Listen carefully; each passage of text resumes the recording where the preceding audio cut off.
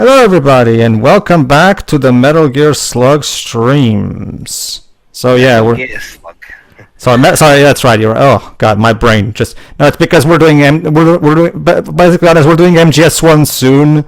So I'm in the middle of recording stuff. So my brain has to juggle a lot of games at the same time. It's tough. So give me a break. The point is, yeah, we're doing Metal Slug again. So you already know how this goes. Let me just do this. Okay. All right. So Teo, you ready? Yep. Okay, everybody. You already know how this goes. So let's just start.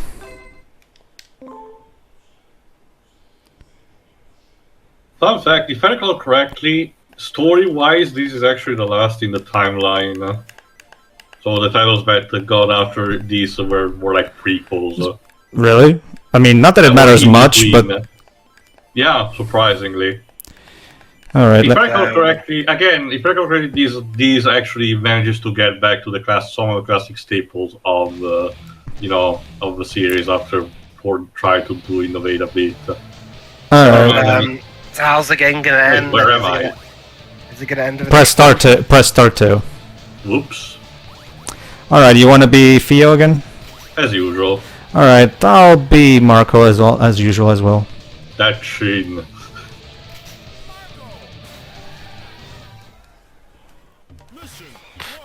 Hey, that screed costs thousands of pounds. How do you know that? So, Teo, what's the storyline of this one? Okay, if I recall correctly, I don't remember if General Morden is involved again, but this is one storyline that kind of gets wild a bit, and considering the climax of 3, that's saying also a lot, because this involves, so far, despite having some minor elements of supernatural stuff, like sometimes the zombies, for example, most of the time the series has been radicated in sci-fi, with the aliens and stuff. This is where we get more paranormal stuff than anything, believe it or not. Okay. But yes, they did actually ditch away with the whole syndicate bullshit that Thor had established, and we went back to the original party that the previous series had. So you can tell that they did some damage control with this one. But at the end of the day, it's still fun arcade shooting essentially. At the end of the day, shit.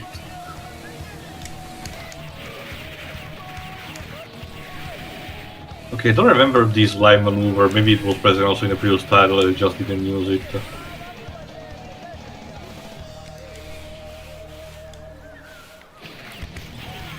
we go. I don't remember. I think this one also has some branching paths. I think. I don't remember the details. Again, it's been a while since I actually played this one specifically.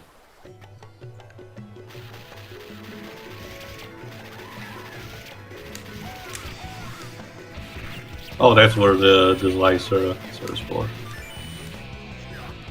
Oh, right, because shit. Fuck. Keep forgetting about the thing. Okay.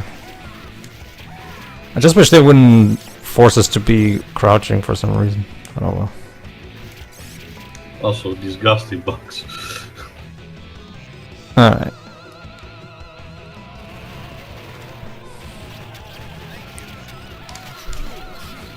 Right, I think also this one is the one that introduces the 2 machine gun. So what's better than 1 heavy machine gun? 2 heavy machine guns. Naturally. I mean, yeah, I guess. You still cannot shoot diagonally, but alas, what can you do? That's the thing I never understood about these games for as much as I love them. Like it. Conch only got the memo. I mean, well, our friend Jim did get that memo. To be fair, it's just that.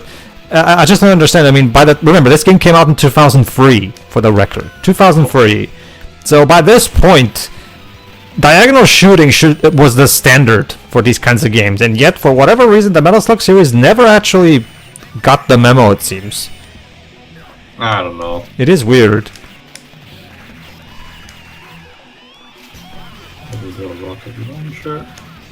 Yeah, basically, fun fact about Metal Slug 5, this was the last Metal Slug game to be released for the Neo Geo platform, specifically the Neo Geo board, because Metal Slug 6 is an interesting entry in the series because it wasn't part of a Neo Geo arcade. Instead, guess what? SNK, since at the time they were kind of buddy-buddy with Sega, they made the Metal Slug 6 for the Atomic Wave arcade board, aka Sega's arcade board. Basically, to make a long story short, it's basically an arcade Dreamcast, basically, to the point where fans have even ported Atomic Wave games into the Dreamcast and into Dreamcast format, and you can even play them on Dreamcast emulators, or even burn them to a CD to play on your Dreamcast. So it's literally Dreamcast hardware just on an arcade. Mm-hmm. And unfortunately, outside of the Metal Slug anthology for the PS2 and Wii, 6 has never been re-released. But there was a mask that dropped.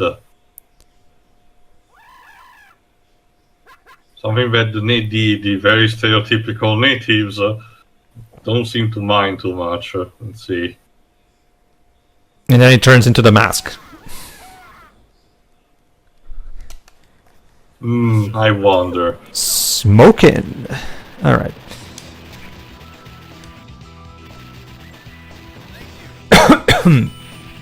But yeah, well, we'll have to see how things pan out because, Lives. Yes? Do you mind that you will find these news immediately with just a simple Google search, but just for the details. Do you mind telling the audience as well, what has happened to SNK recently? A lot of them has been bought by the Crown Prince of Saudi Arabia. Yeah, out of fucking nowhere. Like, maybe the prince is a big SNK fan?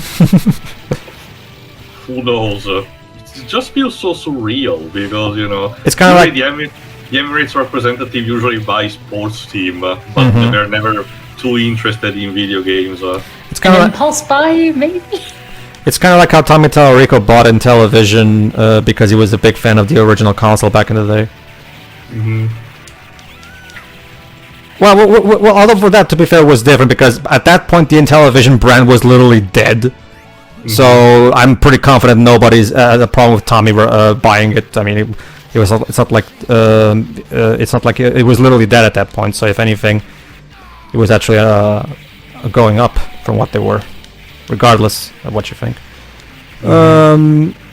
Mind you, like you mentioned in the past, the owners of SNK until this point were mostly Tencent, So it's not like they were in a much greater situation. So we just have to see what happens.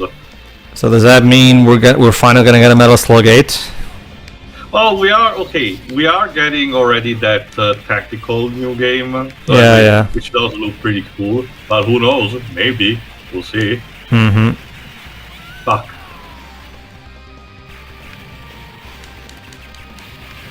Basically, audience has a little explanation for what we're going to do. I'm still undecided of if me and Teo are going to just do our usual share play using the Metal Slug Anthology on the PS4, or if I'm just going to record it via the Atomic Wave port, which of course would look nicer. So I'm still undecided about what to do with Metal Slug 6. I'm still undecided what to do with Metal Slug 6. With Metal Slug XX, we'll just do it like we usually do, because Metal Slug XX is on the PS4. So. Mm-hmm. AKA 7. Basically, what happened is that Metal Slug 7 came out on the DS, and then it got got a super duper awesome HD version called Metal Slug XX, in the same way that the re-release of 2 was called Metal Slug X. So it's a little throwback. Also, how tall is this building? I mean, Yes. okay, I'm fully expecting when we get to the top that we see a picture of outer space. Actually, Sure, I'm not. The bottom leaves. I'm not entirely sure, Shira, if that grammatically works as an answer to Teo's question. That's because it's Yes, it does. That's because it's a mathematician's answer, Pedro. How far underground are we? It was not a yes or no question.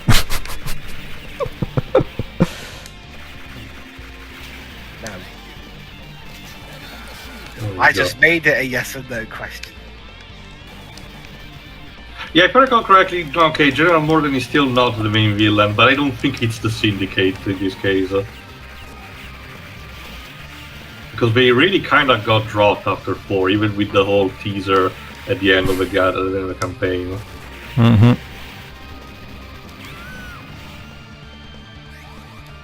Okay, we have to go back.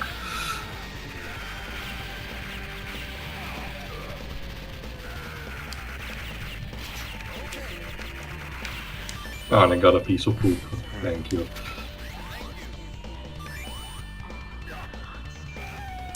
Oh, okay. I get it. There you go, Teo. See, this game operates on the same logic as Terminator on the Sega CD. You can only shoot diagonally when you're climbing on stairs, even though that doesn't make a lot of sense. I also noticed that you can do that with the heavy machine gun in an arc kind of fashion. So, it's that.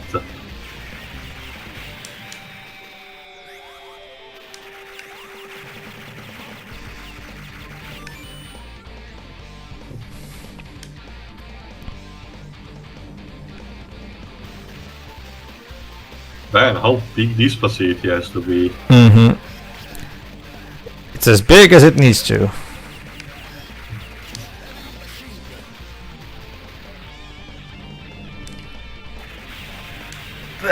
There. Yeah, these new books don't have the same comedic timing as the General Morden Soldier. We still have the super serious bandana. Oh, cool. Jet planes. Come on, get in. That's the joke. No, not really. Oh, so you're firing your arms at them. And now we're fighting the Albatross spaceship from Bionic Commando. Sure. Why not? Shit.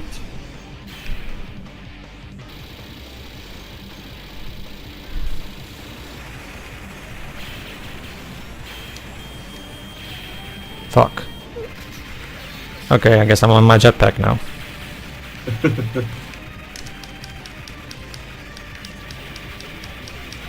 Oh.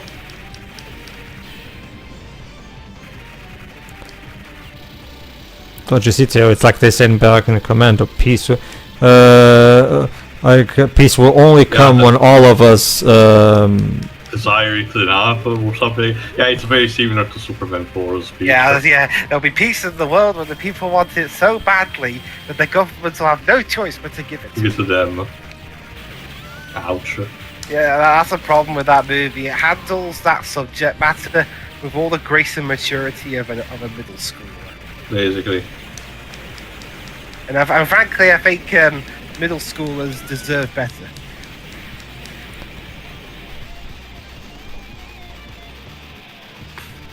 What's even worse is that Superman 4 was entirely filmed in England. And that was the boss battle. There you go. Mission complete. I love also that we were so much underground, but when we came back, we were now in the middle of the air.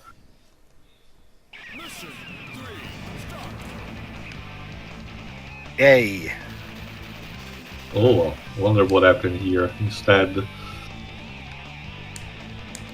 That guy had the mask that we saw at the end of the first stage. Ouch. Hey, you can't run into that van. That's government property.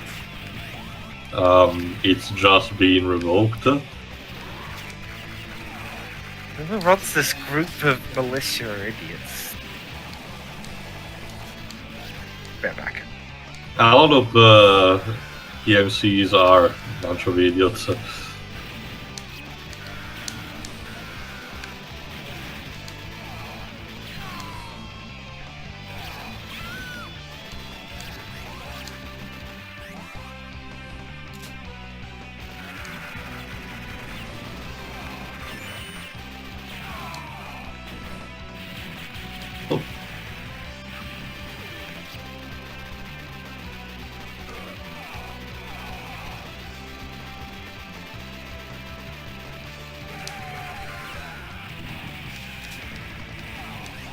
Let's see what they kept inside here. Oh, right, I remember this. There we are.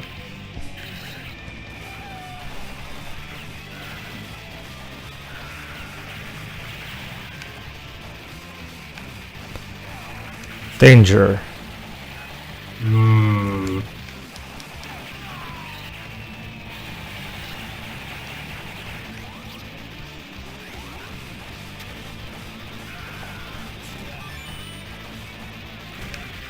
Also, like, apparently right now instead of saving the usual prisoners, we're actually saving lawyers who give us stuff in their suitcases. We had one or two situations with those kind of refugee rescuers, you know, that you have to take.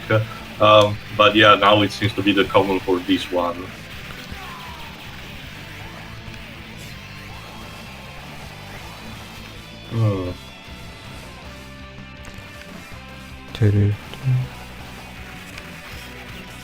Hello, facility. I'll be honest, I don't remember this particular bit in its entirety. Mostly because if I recall correctly, there might have been a case where this also has alternate path and I normally just took a different one in other runs. Oh, come on, really? Really? That's the... So you take the Contra Syndrome, but you don't take diagonal shooting. Come on, guys, please. Oh, every way to suck away your quarters. Yeah. Did Contra ever had an arcade version? Yeah, Contra was originally an arcade game too. Okay, yeah, they didn't actually overplay it. Most of Capcom's games back in those days were actually... Yeah, you're right, Konami. Well, whatever. The same applies for both companies. Most of Capcom and Konami's games at the time were actually arcade games first and were only later ported to the NES. Mm-hmm.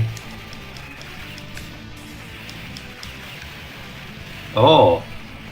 It seems that this army is led by the guy with the mask. Uh-oh. Uh-oh. Shit.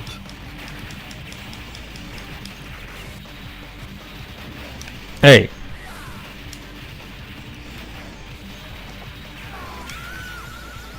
Oh great, ultrasonic waves.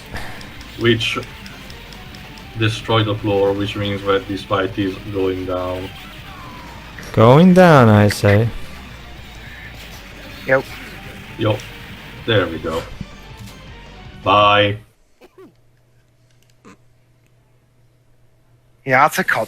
You know, considering we're a bit behind because of streaming lag, it looked like when you tied it here, it looked like the guys had died when you said bye. Why do the missiles move so weird? The missiles in a video game. Because in order to fuck you up for the most efficient way possible. Probably. By being unpredictable.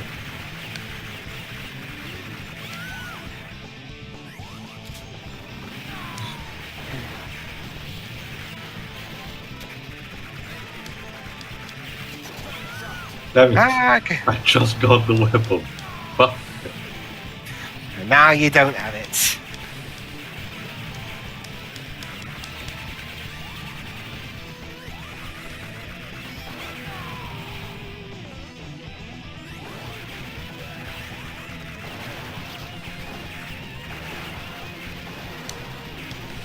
Raw. Again, I love how, despite the fact that they came back with a more traditional formula, the enemy faction is super. It's kind of more edgy compared to modern soldiers. Seem to be more serious. Everyone wears a bandana or a gas mask. Even their dying grunts.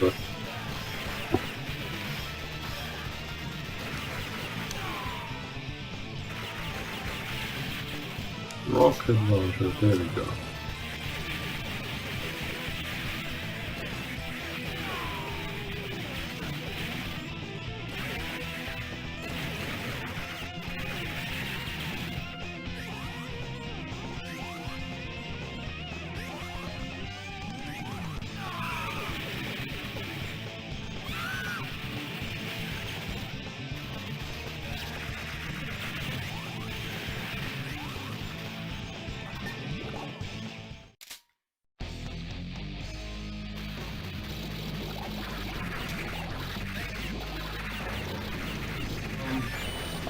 Anyway, now for underwater level. Actually, what you can do, Dweebs, while we're at it, try to search. Usually, the Wikipedia page should have the plot synopsis for this.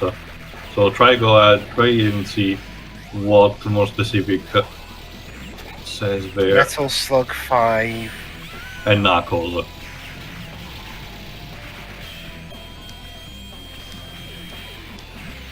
Ooh. Hey. Try to squeeze it. Story. Wow, it's a bit bigger than I thought it would be. Okay.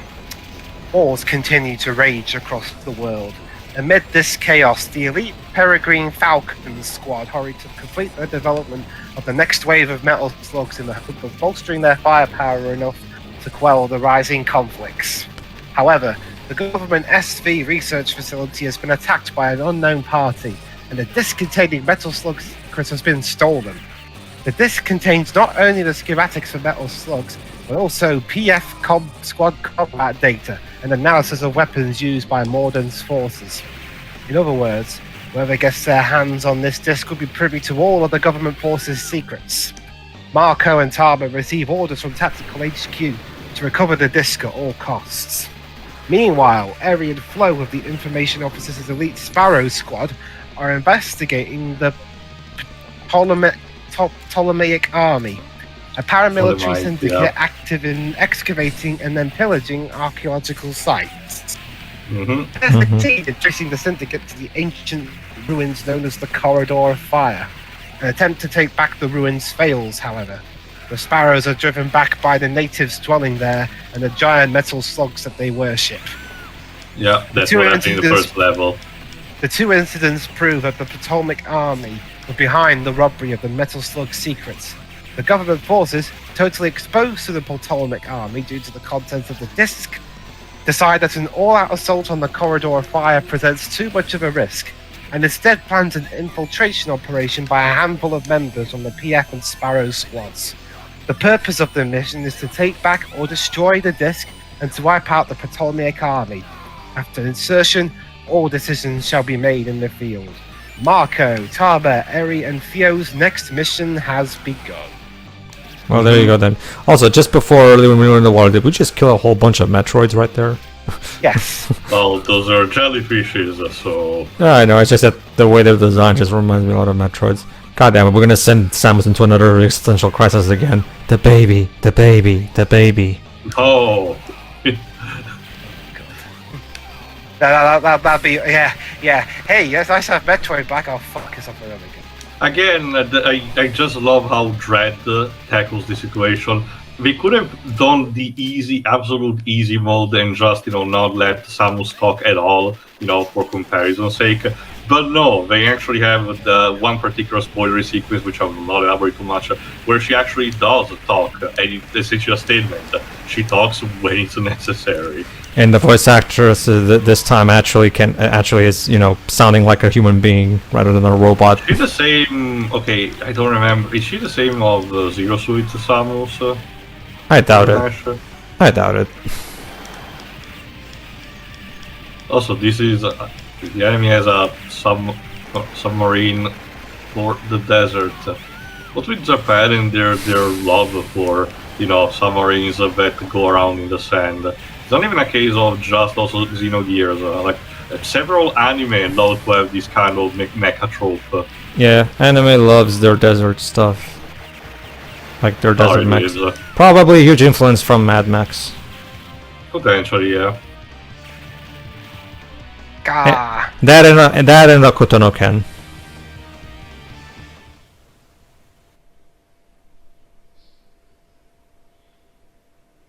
There we go. Eri, I'm not sure. Sorry, Fion, I'm not sure eating in the desert is like that is the best thing. Oh, don't worry, she's just eating a sandwich that she brought with her. If I recall correctly, now it's the A sandwich, yes, there we go. really? Well, she can't exactly carry a whole fucking buffet. Oh my god, this was the beginning of that Mega Man X stage with Zero in the one motorcycle. Holy crap, my car just defied gravity. But anyway, she can't exactly carry a whole damn buffet all the way here. So, I mean, where would she even put all that food while going through here? Well, it's a Japanese game. How about a pencil box? I They've guess. got enough room to carry guns, like why not a small lunchbox? Jeez. All the guns took up all the space. Yeah, exactly. It's like in Resident Evil. Man, I really suck at this stage. How do you even A long kill? time. Yeah, I sure. heard of that game, Resident Evil. Man, I suck at this. Sorry, sure. We have to prioritize the guns because well, how do you kill enemies without the lunchbox?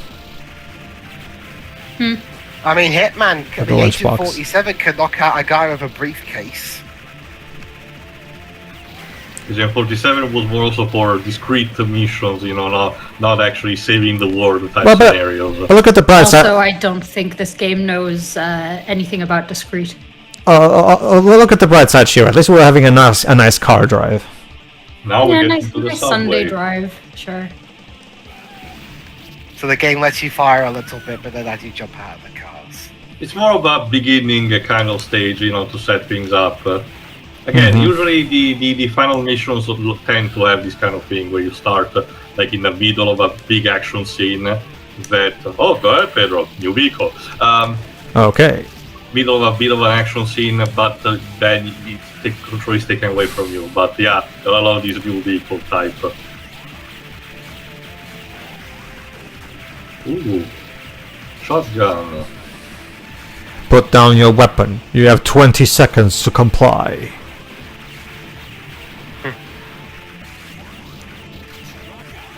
Okay. Security breach. Present hall pass.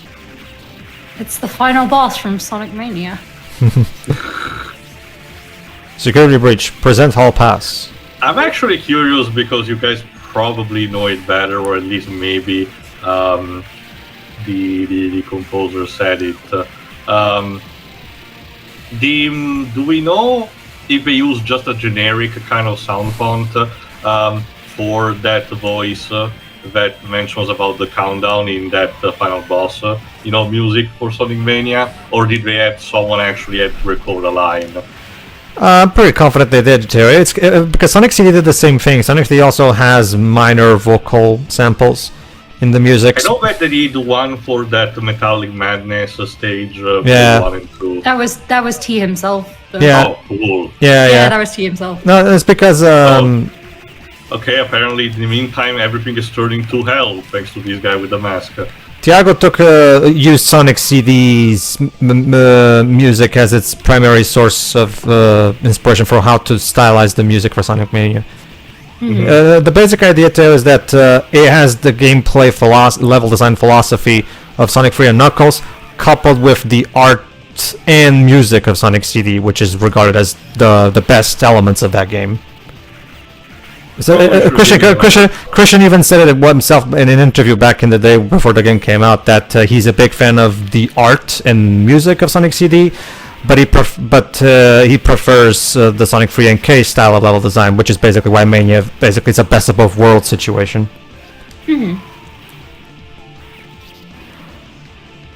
Down with the general.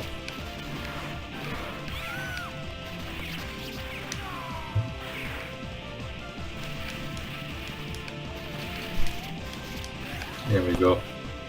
Alright, should be smooth sailing from here, right? Well, everything is a hellscape. I wonder what awaits. I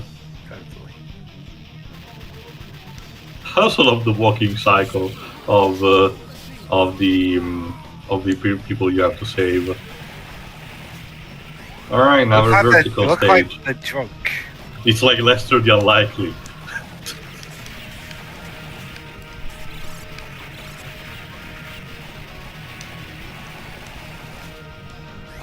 Also, How many times do I have to kill you before you stay dead? Yeah, some of these servants seem to actually get up. Well, that's not good. Yeah, I wonder what the influence of that mask actually had. Okay, we need to kill What are you these gonna say? people. That's not I'll nice, do it. Yuri. Yeah, that's not nice of you. Die already, please. It's like a... Just because you said please. Yeah, please lie down and die, thank you. I very much Well, actually, Dwebs, remember that we have that line from GoldenEye where Sean Bean turns to Pierce Brosnan and he's like, Why can't you just be a good boy and die? Okay. There you go, did it. Go ahead, too. You can do it. There you go, see? Yeah. So apparently the corpse landing on the robot was enough to kill it. I'd like to I'd like to mention that me and Teo started with 99 lives each, and we're already down to 30 or something lives. This actually is one of the more brutal. Alright, time for one of their secret weapons on this tower. This mobile robo, elephant heads with laser tusk, and they shoot these disgusting bugs that we see in the ruins. It's like level 2 of from Gym 2.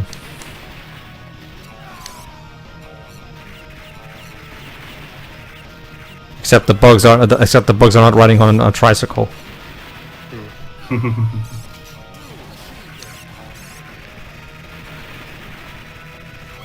Like little purple maggots. Yes.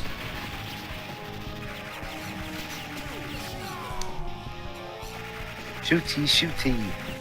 Bang. Must kill maggots. There we go. Wow. Now we're almost done. There we go. Let's go up. And now, if I recall correctly, now we're about to get the final boss. Yeah, now get ready, folks, because thanks to the power of the Stone Mask, which our final boss of the day is Satan. On a castle roof. What? Of course. I don't even. You know that this entity has a proper name. Sarcos, Irinos. Seriously. It's Fadil's true form. It reminds me of that one boss in Freedom Planet, actually. Satanis. And yeah, of course, it's super cheap. Also, watch out for the side. It's also, the boss battle for some reason takes place on top of Gruntilda's castle. Like seriously, the final boss area of Banjo-Kazooie is literally exactly like this. If only we had the Ginjonator. Fortunately, we have 28 credits, so we're fine. Yeah, it should be okay. Let's see if we can manage to kill Satan without using a single one of the credits. Probably. It's still a fuck. That side attack. And again, its weak point is just the skull, which represents his art. Basically, this is the Metal Slug game that basically is completely unhinged. Again, you can tell that they still try to move forward instead of recycling again Morden and the aliens, but still try to be a bit more similar to the original trilogy, and yet we just did this. That's probably why the next games are prequels, because they realized they couldn't possibly top this at this point. Yeah. Okay, so we went to space. We defeated Morden a couple times. We had aliens. Now we have Satan. What's next? And we don't even kill him. He just fucks off. Game reviewers. So basically, the story of this game, aside from what Duis told us, boils down to Satan tried to take over, but our brave heroes told him, "No, fuck you, go away." Kinda. Again, it seemed to involve that mask that the guy took. I'll see if I can find mission all over. Again, compared also to the previous climax, this is also just a tad more simple, but to compensate that, it's a bit more cheap. No continues. We captured some prisoners. All right. SNK. Here's the ending. Oh, and another nice car drive. Yep. Theo is just, feeling the breeze. Oh, Moon was the producer of this game, apparently. Oh, the Moon also directed this game, together with a guy called Hee Haw. Okay. And the sub-director was a guy called Undo. Okay. Oh, and Undo was also the main programmer. Okay. Along with T. Hakihara. There we go. The final boss is called the Avatar of Evil, apparently. Little did you know, Shira, that this game was actually made in the moon in the Crystal Palace, probably using the power of the Silver Crystal, most likely. Why did they give Satan an edgy OC name? I don't know, Shira. I mean, it's better than in Blade Trinity where they called him Drake. Oh, Toad! Look, Toad was one of the character designers, apparently. Oh. Wow. Damn right I was! Didn't know he had a talent. Alright. There's a lot you don't know about me. Alright, final thoughts. Go ahead, Liz. It's like all the other Metal Slug games. It's not my thing, but it looks pretty. Okay. Sound produced. Studio Aqua. I mean, it was. No, I know, I get that, but I think like sound production or something like a sound or just sound. No, it's sound produced. It's not even produced by. It's just sound produced Studio Aqua. Okay, all right then, Shirei. Pretty much the same as Dwiv's, honestly. It looks like it's fun. Bit too much going on to properly pay attention, but no, it's pretty, like, my opinion for this is pretty much the same as the others, honestly. Remember, everybody, all the first 5 games are available on all platforms: PC, Switch, PS4, you name it. So you can get all 5 of these games on whatever platform you wish. Now 6, it's the same thing goes for 7, aka Double X. With 6, now that's the complicated one because outside of its original including the Metal Slug anthology back on the PS2 and Wii days, it never got a re-release since then because it's actually it's not a Neo Geo game. So I mean, it would be very easy for them to emulate it on modern systems, but for some reason SNK never really got around to actually re-releasing this one. Sorry, not this one. Sorry, 6. I mean, so again, we'll figure it out next time how exactly we're going to do 6. Either I'll play it on my own via the Atomic Wave port, or maybe we'll just use the Metal Slug anthology. We'll see how things go. All right, Okay. Go ahead, too. Again, it's a step up from 4, but you can tell that we're not still recapturing the insanity, the super insanity of 3, for example. Which, to be fair, that doesn't really have to be, a requirement. But you can tell that the series is kind of running a bit out of steam at this point. That being said, the core gameplay is still solid on its own, which means, that makes it work for the better. But and again, the fact that you get Satan as the final boss is just the Avatar of Evil. This final boss is interesting, like how the nowhere shows up after the game is kind of built up. The whole guy with the mask from pre-Columbian civilization.